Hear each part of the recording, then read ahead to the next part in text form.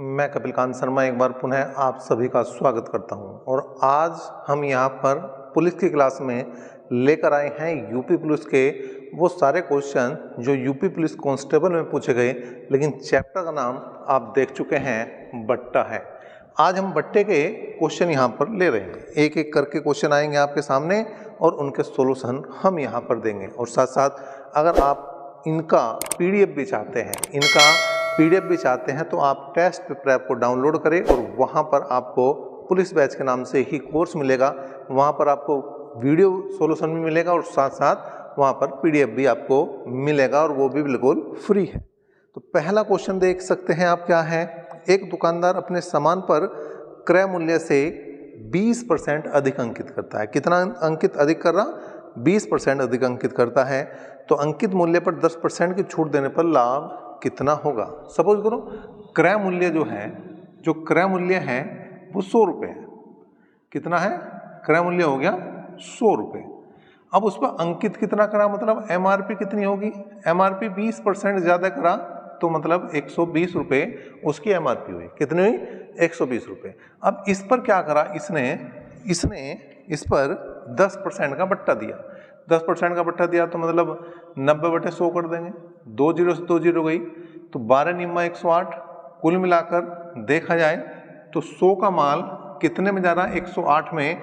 और जब 100 का माल 108 में जा रहा तो 8% का क्या कहा जाएगा भाई? लाभ कहा जाएगा। क्या कहा जाएगा? लाभ कहा जाएगा। तो इस पहले क्वेश्चन का बड़ा ही आसान सा उत्तर ये बना। चलिए यहाँ पर हम दूसरे क्वेश्चन की तरफ बढ़ते हैं और दूसरा क्वेश्चन देख लेते हैं। दूसरा क्वेश्चन क्या होगा उसको भी देखते हैं।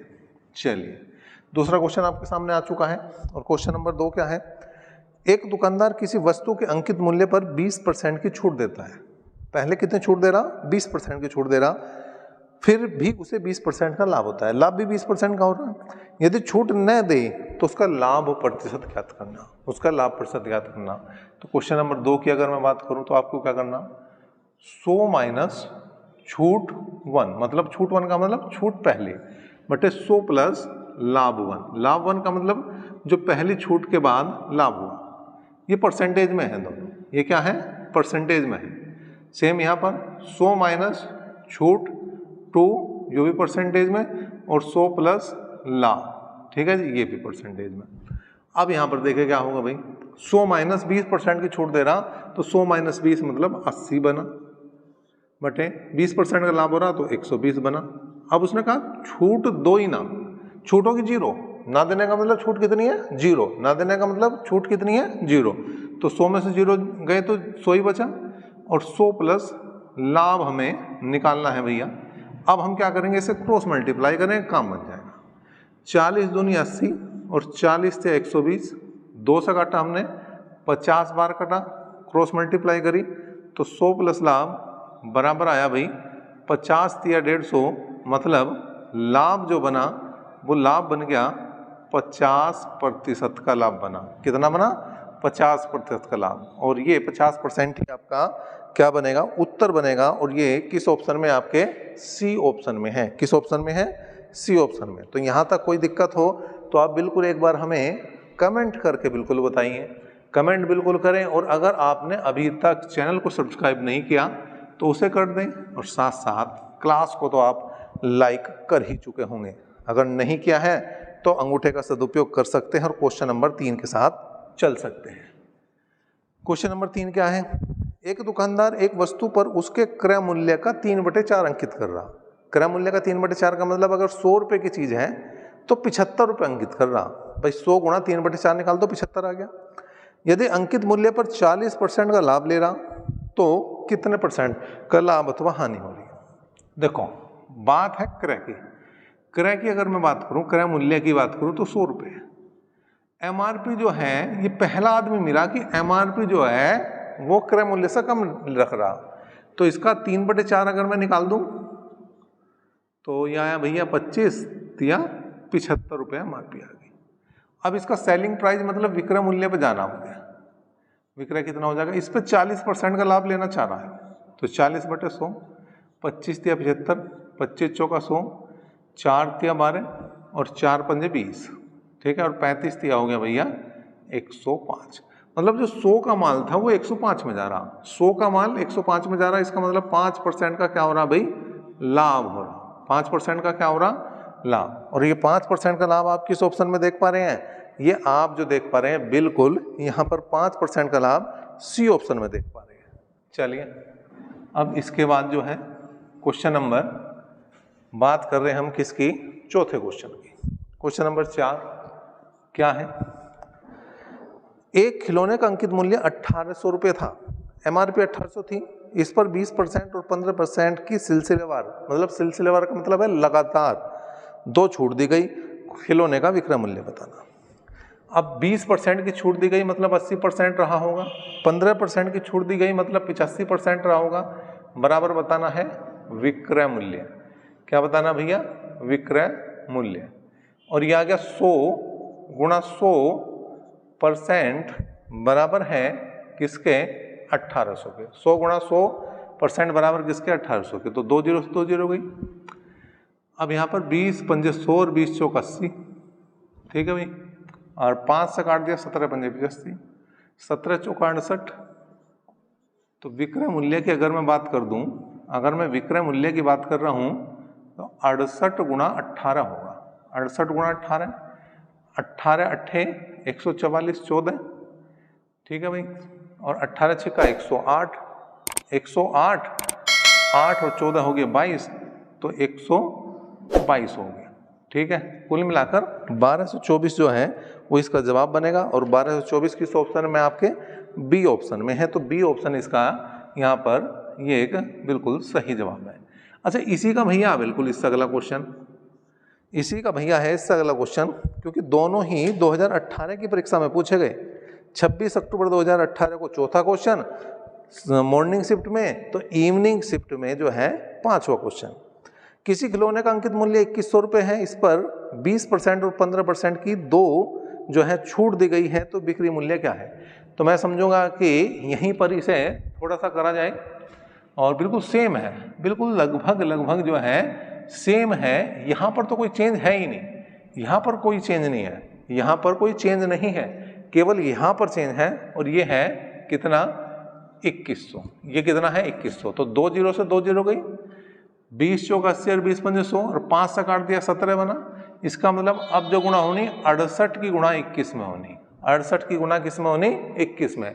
और ये क्वेश्चन नंबर 4 ना होकर क्वेश्चन नंबर 5 चल रहा अब, ठीक है, बिल्कुल सेम था, बिल्कुल सेम डिक्टो क्वेश्चन था, ठीक है। अब 21 अट्ठे 168 मतलब 16, और 21 छिक्का 126, ठीक है भाई। तो 6 6 12 का 2 कहाँ से लिखो, 1 12 13 1 14, तो 1428 रुपये इसका जवाब बनेगा। 1428 भी देखिए, ऑप्शन भी दोनों का भी ही था।